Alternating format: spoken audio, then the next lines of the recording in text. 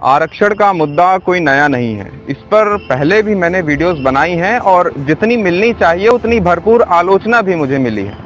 अब ऐसी बात नहीं है कि मेरे पास समर्थकों की कमी है, मुझे समर्थन करने वाले भी बहुत सारे लोग हैं। बस समस्या ये है कि समर्थन जो मेरा करते हैं वो शांति से कर देते हैं और विरोध करने वाले, आलोचना करने वाले आलोचना इतनी तेज करते हैं कि पूरे समाज में वो गालियां सुनाई दे जाती हैं।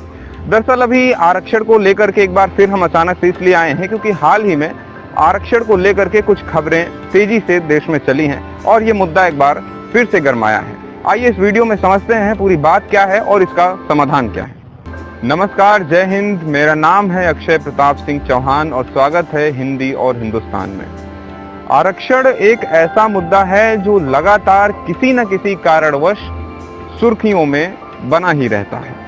भारतीय राज्य कर्नाटक के छात्र नवीन शेखरप्पा की यूक्रेन रसिया युद्ध में मृत्यु हो गई तो एक बार फिर से आरक्षण का मुद्दा हावी हो गया। नवीन ने 12वीं में 97% अंक प्राप्त किए थे, लेकिन उसके बाद भी उनका भारत के किसी भी सरकारी मेडिकल कॉलेज में दाखिला नहीं हो सका। अब आप तो इस बात को समझते होंगे कि 97% अंक कोई कम अंक नहीं होते हैं और न 97% अंक इतने कम होते हैं कि किसी सरकारी मेडिकल कॉलेज में दाखिला मिल सके, क्योंकि 85% या उससे नीचे तक के लोगों को दाखिला मिल जाता है।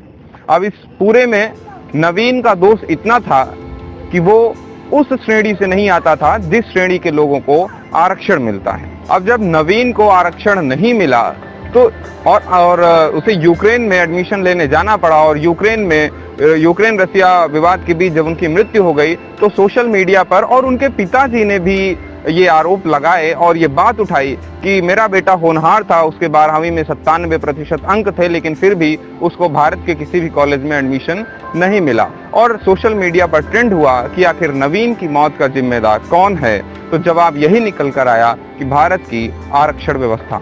भारत की इस आरक्षण व्यवस्था ने सिर्फ एक नवीन को ही नहीं मारा है, बल्कि ना जाने ऐसे कितने मरीजों की जान ली होगी इस आरक्षण व्यवस्था ने, जिन मरीजों का इलाज ऐसे अयोग्य डॉक्टर कर रहे होंगे, जिनको डॉक्टरी की पदवी या फिर उन्हें इस पोस्ट तक इसलिए नहीं पहुंचाया गया कि उनमें काबिलियत है, बल्कि इसलिए पहुंचाया गया कि वो एक जाति विशेष से आते हैं। यह इस देश के और इस देश की जनता के साथ मजाक ही तो है कि सरकारी विद्यालय में पढ़ाने वाला अध्यापक भी अपने बच्चों को सरकारी विद्यालयों में नहीं पढ़ाना चाहता, क्योंकि वो इस बात को समझता है कि सरकारी विद्यालय सिर्फ योग्यता के आधार पर नहीं चलते, बल्कि पूरी की पूरी सरकारी व्यवस्था आरक्षण का दंश झेल रही है।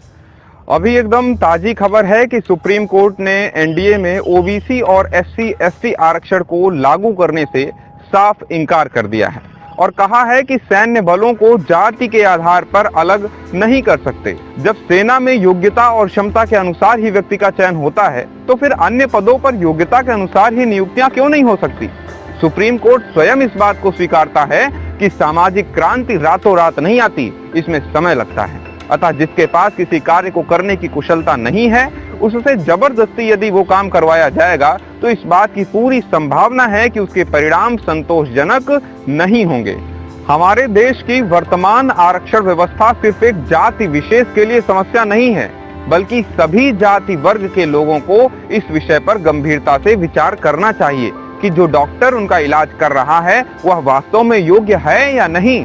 उनके बच्चों को जो शिक्षक पढ़ा रहा है उसमें योग्यता है या नहीं। जाहिर सी बात है कि आप भी यही चाहते होंगे कि जो व्यक्ति आपके लिए काम करे वह उस कार्य क्षेत्र में दक्ष हो। अतः सभी जाति वर्ग के लोगों को एकजुट होकर आरक्षण की वर्तमान व्यवस्था को खत्म करने की ओर कदम बढ़ाना चाहिए। आरक्षण की यह व्यवस्था सिर्फ एक जाति की नहीं है, बल्कि सबकी है। देश की आजादी के 75 साल बाद भी यदि किसी को लगता है कि आरक्षण की जरूरत है तो जातिगत आरक्षण को मिटाकर अर्थगत आरक्षण को लागू किया जाना चाहिए, क्योंकि जातिगत आरक्षण योग्यता का हनन करता है और जिसके साफ उदाहरण आप देख रहे हैं, और यह कुयोग्य व्यक्ति को उस स्थान तक पहुंचा देता है जहां किसी दूसरे योग्य व्यक्ति को होना चाहिए था। इस वीडियो में इतना ही।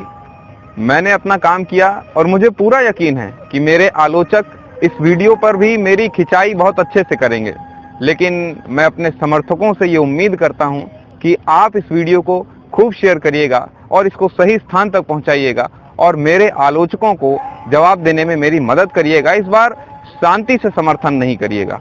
बहुत बहुत धन्यवाद। मिलते हैं किसी अगले वीडियो में।